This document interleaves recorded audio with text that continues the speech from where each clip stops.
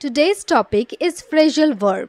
তাই phrasal verb তো আমরা আজকের ক্লাসে শিখবই, কিন্তু ফ্রেজাল ভার্ব শেখার আগে আমরা যদি 3টি প্রশ্নের উত্তর ভালোভাবে জেনে নিই তাহলে ফ্রেজাল ভার্ব শিখতে আমাদের আগ্রহ বা কনসেন্ট্রেশন অনেকটা বেড়ে যাবে। Now the question is, what those 3 questions are? সেই প্রশ্ন 3টি কি? Number 1, what is phrasal verb? Phrasal verb কি? Number 2, ফ্রেজাল ভার্ব কি আমাদের শিখতেই হবে? And last but not the least, Number 3, phrasal verb ছাড়া কি আমরা ইংলিশ বলতে পারবো না? এই 3টে প্রশ্নের উত্তর জানতে হলে ভিডিওটা কিন্তু আপনাদেরকে লাস্ট পর্যন্ত দেখতে হবে, কারণ ক্লাসের মাঝে মাঝেই এই প্রশ্নের উত্তরগুলি আমি দিতে থাকবো। বাই দ্য ওয়ে, আপনারা দেখছেন ইংলিশ স্পিকিং ইনস্টিটিউট এবং আজকের ক্লাসে আপনাদের অনেক অনেক স্বাগত। Let's begin. সবার প্রথমে যেটা জানতে হবে সেটা হলো what is phrasal verb. That means phrasal verb কি? A verb which is followed by a preposition. That means একটা verb যেটা ফলো করে, that means অনুসরণ করে বা ভার্বটার ঠিক পরেই বসে একটা preposition, or অথবা an adverb, একটা adverb, or sometimes both, আবার অনেক সময় কি হয় preposition এবং adverb দুটোই বসে, is called a phrasal verb. That means তাকেই phrasal verb বলা হয়। আসুন এবার একটা এক্সাম্পলের মাধ্যমে দেখা যাক।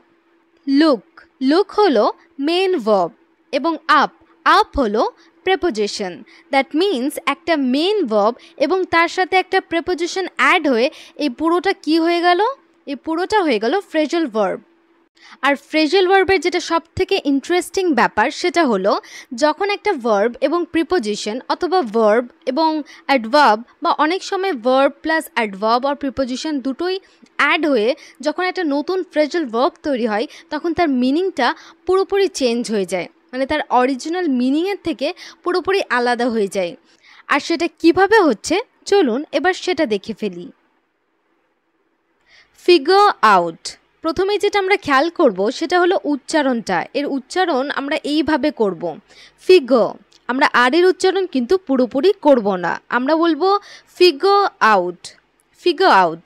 যদি আমরা ফিগার এই কথাটাকে যদি আমরা ভালোভাবে দেখি তো এটার অর্থ কি? এটার অর্থ হলো কোনো আকৃতি বা কোনো চিত্র। আর আউট কথার অর্থ কি? আউট কথার অর্থ হলো বাইরে। তাহলে হিসেবেতে এই কথাটার অর্থ কি হওয়া উচিত? বাইরে, চিত্র বা চিত্র বাইরে বা আকৃতি বাইরে, এরকমই কিছু হওয়া উচিত। কিন্তু ফ্রেজাল ভার্ব হিসেবে, যেহেতু এটা একটা ফ্রেজাল ভার্ব, তাই ফ্রেজাল ভার্ব হিসেবে এর পুরোপুরি একটা ডিফারেন্ট মানে আছে, যেটা হলো বুঝতে পারা। ফিগার আউট মানে টু আন্ডারস্ট্যান্ড সামথিং, মানে কোনো কিছু বোঝা। আসুন উদাহরণের মাধ্যমে ফিগার আউট কথাটা বাক্যে কিভাবে ব্যবহার করব সেটা দেখে ফেলি। আমি এই সমস্যাটি বোঝার চেষ্টা করছি। এর জন্য আমরা ইংলিশে এইভাবে বলবো, I am trying to figure out this problem. আমার সাথে বলার এবার চেষ্টা করুন, I am trying to figure out this problem. Look up মানে খুঁজে বের করা বা কোনো কিছু খোঁজা। তো সব খোঁজার ক্ষেত্রে কি আমরা এই লুক আপ কথাটি বা লুক আপ ফ্রেজাল ভার্বটি কি আমরা ইউজ করতে পারবো? লাইক আমি একটা বই খুঁজছি, তো আমরা এই কথাটি কি ইউজ করতে পারবো? বা আমি একটা চশমা খুঁজছি, তাহলে কি আমরা এই লুক আপ কথাটা ইউজ করতে পারবো? না, একদমই না। তাহলে কিভাবে করব? লুক আপ মানে যেটা আসল মানে হলো, বাংলাতে তো মানে আমরা বলে দিচ্ছি খুঁজে বের করা, কিন্তু এর আসল যেটা মানে হলো সেটা হলো to search for information. That means কোনো তথ্য খুঁজে বের করা, কোনো তথ্য খোঁজা। কখন? Specially in a dictionary or online. বিশেষ করে কোনো ডিকশনারিতে আপনি খুঁজছেন বা অনলাইন কোনো কিছু সার্চ করছেন, খুঁজছেন, সেই জন্য কিন্তু আমরা এই লুক আপ ফ্রেজাল ভার্বের ইউজ করি। ফর এক্সাম্পল, আমি শব্দটির অর্থ খুঁজব। এখানে কিন্তু আমি কোনো কথা উল্লেখ করিনি যে আমরা ডিকশনারিতে খুঁজছি বা ডিকশনারিতে খুঁজব বা অনলাইন খুঁজব, কোনো কিছু বলিনি। কিন্তু অর্থ আমরা কোথায় খুঁজি? না হয় কোনো ডিকশনারি বা কোনো বইয়ে খুঁজি বা অনলাইনে খুঁজব, সেখানেই তো খুঁজতে পারবো। আর তার জন্য আমরা কিন্তু বাক্যটাকে এইভাবে বলতে পারবো, I will look up the meaning of the word. I look up the meaning of the word. এখানে আই উইলকে শর্ট ফর্মে আমরা কি বলবো? I look up the meaning of the word. I look up the meaning of the word. That means আমরা dictionary অথবা অনলাইনে এই কথাটা সার্চ করব। নেক্সট হলো ক্যাচ আপ। ক্যাচ আপ মানে যদি বাংলাতে আমরা বলি ঠিক এরকম টাইপের হবে যে দেখা হওয়া অথবা খবর নেওয়া, কিন্তু ইংলিশে যদি দেখি এর মিনিংটা কী হবে? To meet a friend, that means একটা বন্ধুর সাথে দেখা করা। To share information, that means তথ্য ভাগাভাগি করে নেওয়া বা কোনো কিছু ইনফরমেশন শেয়ার করা। অ্যান্ড এবং get up to date news, that means যা যা চলছে সেই সম্পর্কে আপ টু ডেট থাকা। Or maybe gossip, that means গল্প করা। এর এক্সাম্পলটা এইভাবে হতে পারে, চলুন কফি খাওয়া যাক, অনেক দিন হয়ে গেছে, বা অনেক দিন হয়ে গেছে চলুন কফি খাওয়া যাক। আমরা কিন্তু এখানে ক্যাচ আপ কথাটার সেরমভাবে বাংলা ইউজ করিনি, কিন্তু আমরা ইংলিশটা এইভাবে বলতে পারি, let's catch up over coffee, it's been a long time. Okay, এরকমভাবে আমরা কনভারসেশনে কিন্তু ইউজ করব, let's catch up over coffee, it's been a long time. Or let's catch up over tea, it's been a long time. It's been a long time, that means আপনি কোনো বন্ধু বান্ধবের সাথে অনেক দিন পর দেখা করছেন। It's been a long time আমরা কখন ইউজ করব? যখন আমরা কারোর সাথে অনেক দিন পর দেখা করছি তখন আমরা বলবো it's been a long time. Let's catch up over coffee, that means কফিতে যাওয়া যাক বা কফি খাওয়া যাক, আর সেখানে আমরা ক্যাচ আপ করবো, দ্যাট মিন্স আমরা গল্প করব, গসিপ করব। বাকি আমরা এইভাবেই কথাটা ইউজ করব। নেক্সট হলো ব্রেকআপ। এই কথাটা আমরা বোধহয় সবাই শুনেছি, সবাই জানি। ব্রেকআপ মানে সম্পর্ক ছিন্ন করা। সো ব্রেকআপ মানে কি হলো তাহলে? To end or cause something to end, মানে কোনো কিছু শেষ করে দেওয়া অথবা কোনো কিছু শেষ করার কারণ হওয়া। এসপেশালি আ পার্সোনাল অর বিজনেস রিলেশনশিপ, বিশেষ করে যখন ব্যক্তিগত বা কোনো ব্যবসায়িক ক্ষেত্রে যে সম্পর্ক হয় সেগুলোকে ছিন্ন করে দেওয়ার ক্ষেত্রে আমরা কিন্তু এই ব্রেকআপ কথাটা ইউজ করি। তো চলুন দেখি এবার বাক্যে এটাকে কীভাবে ব্যবহার করব।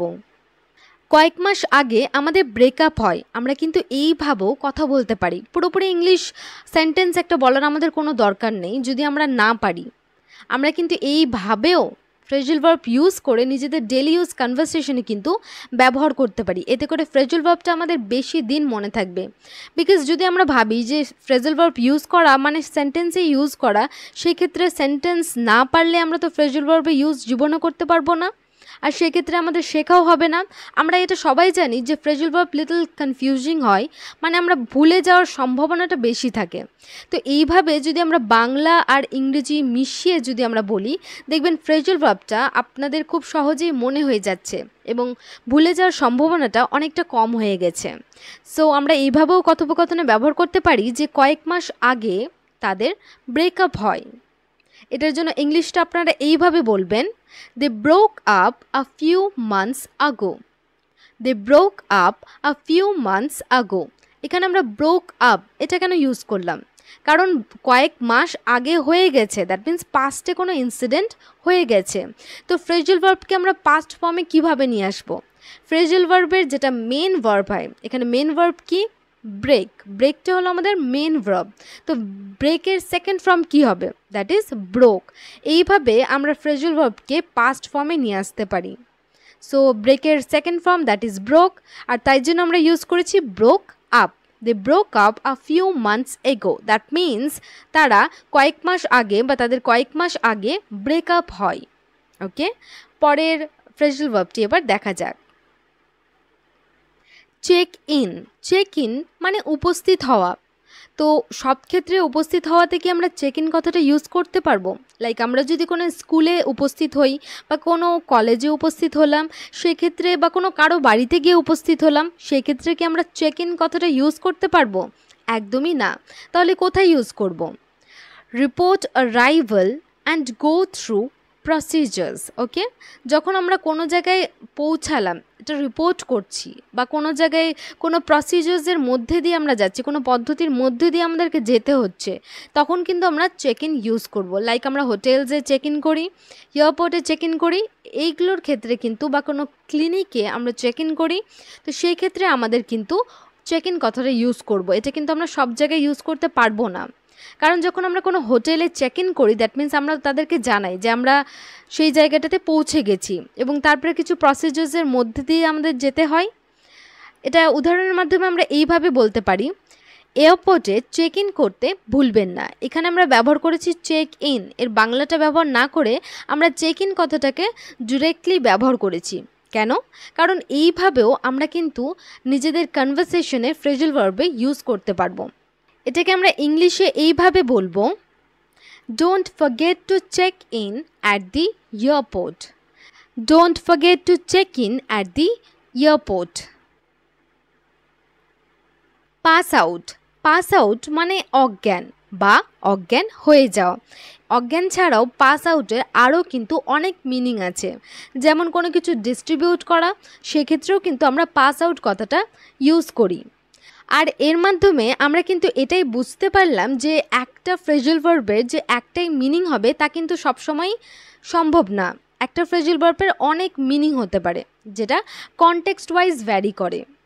কিন্তু আজকে আমরা পাস আউটের যে মিনিংটা শিখব সেটা হলো টু লুজ কনশিয়াসনেস। কনশিয়াসনেস মানে চেতনা, দ্যাট মিন্স লুজ মানে কি হারানো, দ্যাট মিন্স চেতনা হারিয়ে দেওয়া বা চেতনা হারিয়ে ফেলা। এছাড়াও এর আরেকটা মিনিং কি হবে? এর আরেকটা মিনিং হবে ফেইন্ট। ফেইন্ট মানেও কিন্তু অজ্ঞান হয়ে যাওয়া। আর এর মধ্যে লুকিয়ে আছে আমাদের থার্ড কোয়েশ্চেনের আনসার। মনে আছে আমাদের থার্ড কোয়েশ্চেনটা কী ছিল? আমাদের থার্ড কোয়েশ্চেনটা ছিল, ফ্রেজাল ভার্ব ছাড়া কি আমরা ইংলিশ বলতে পারবো না? হ্যাঁ, অবশ্যই পারবেন। কারণ আমরা যদি পাস আউট দ্যাট মিন্স অজ্ঞান এই কথাটা যদি আমরা নাও জানি, আমরা কিন্তু ফেন্ট ইউজ করে খুব সহজেই অজ্ঞান কথাটা কিন্তু আমরা ইংলিশে বোঝাতে পারবো।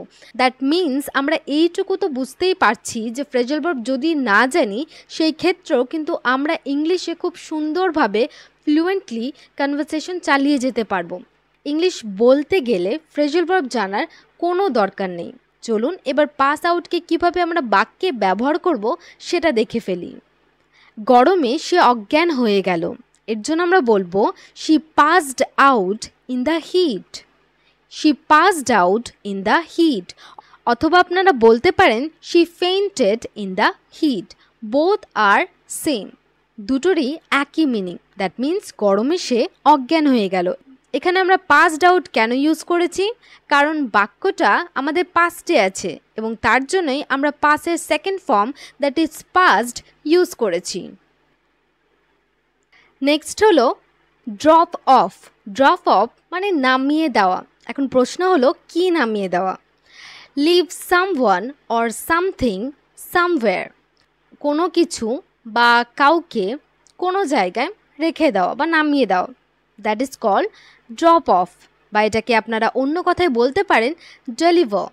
ডেলিভার কোনো জিনিসের ক্ষেত্রে আমরা কি বলে থাকি? জিনিসটা ডেলিভার করে দাও। তো ডেলিভার এটাও আপনারা এর পরিবর্তে ইউজ করতে পারেন।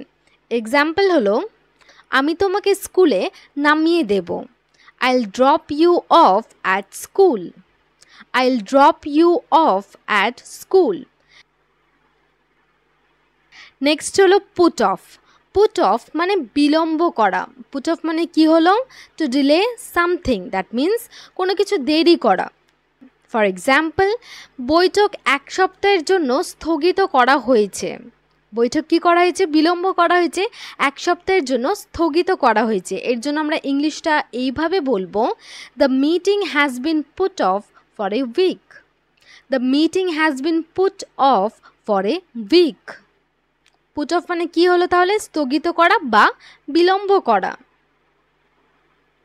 নেক্সট হলো লুক আফটার। লুক আফটার মানে যত্ন নেওয়া। লুক আফটার মানে to take care of someone or something. That means আপনি কোনো কারো যত্ন নিচ্ছেন সেটাও হবে, বা কোনো কিছুর যত্ন নিচ্ছেন, কোনো কিছু দেখে রাখছেন, সেই ক্ষেত্রেও কিন্তু আমরা লুক আফটার ইউজ করতে পারবো। ফর এক্সাম্পল, ছুটির দিনে সে আমার দেখাশোনা করবে। এর জন্য ইংলিশে আমরা বলবো she will look after me during the holidays. She will look after me during the holidays. Look after মানে কি? দেখাশোনা করা বা যত্ন নেওয়া। নেক্সট হলো ফল অ্যাপার্ট মানে ভেঙে পড়া।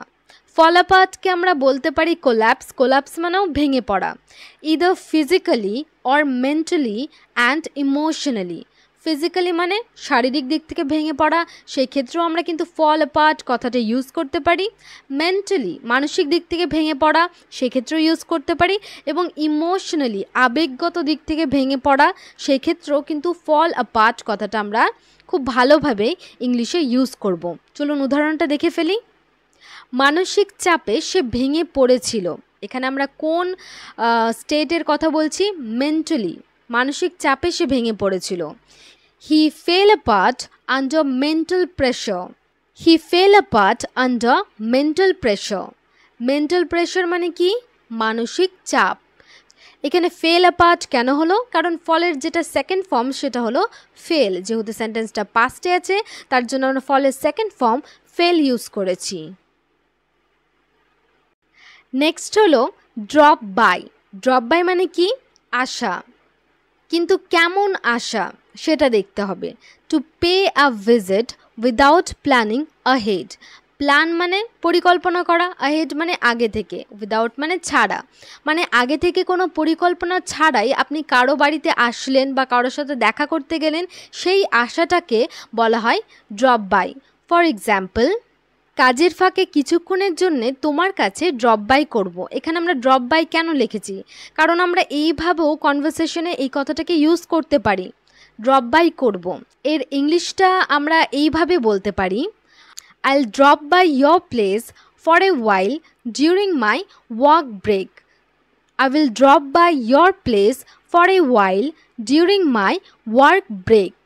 দ্যাট মিন্স আমি আমার কাজের ছুটির সময় কিছুক্ষণের জন্য তোমার জায়গাতে বা তোমার কাছে ড্রপ বাই করব, মানে এসে দেখা করে যাব।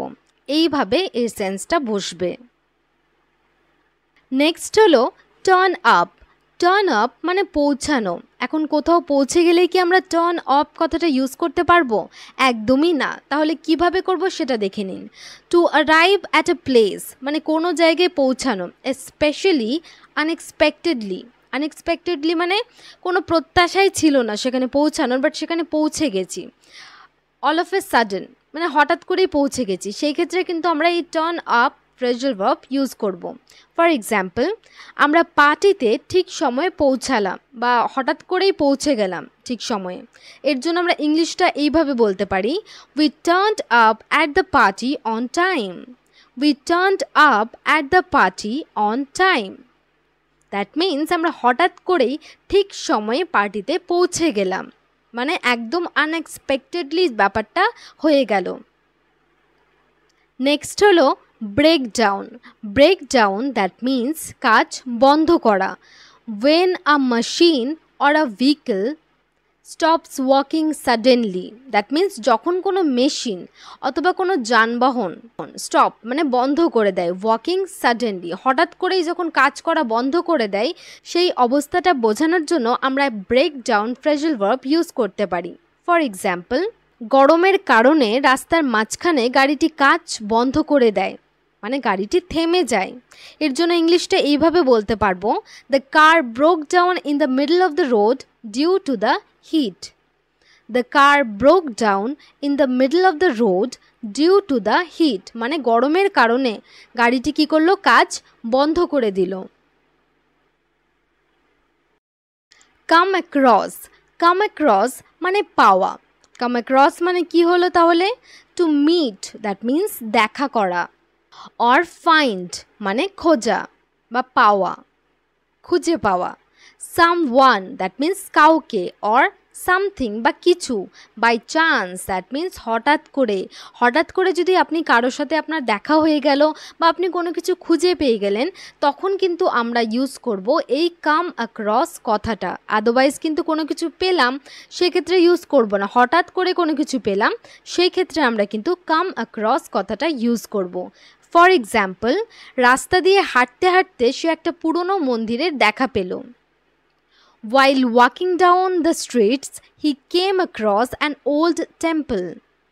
While walking down the streets, he came across an old temple.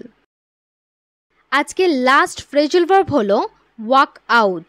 Walk out মানে সমাধান করা। আর এর মাধ্যমে লুকিয়ে আছে আমাদের সেকেন্ড কোয়েশ্চেনের আনসার, যেটা ছিল ফ্রেজাল ভার্ব কি আমাদের শিখতেই হবে? Is it really necessary for us to learn phrasal verb?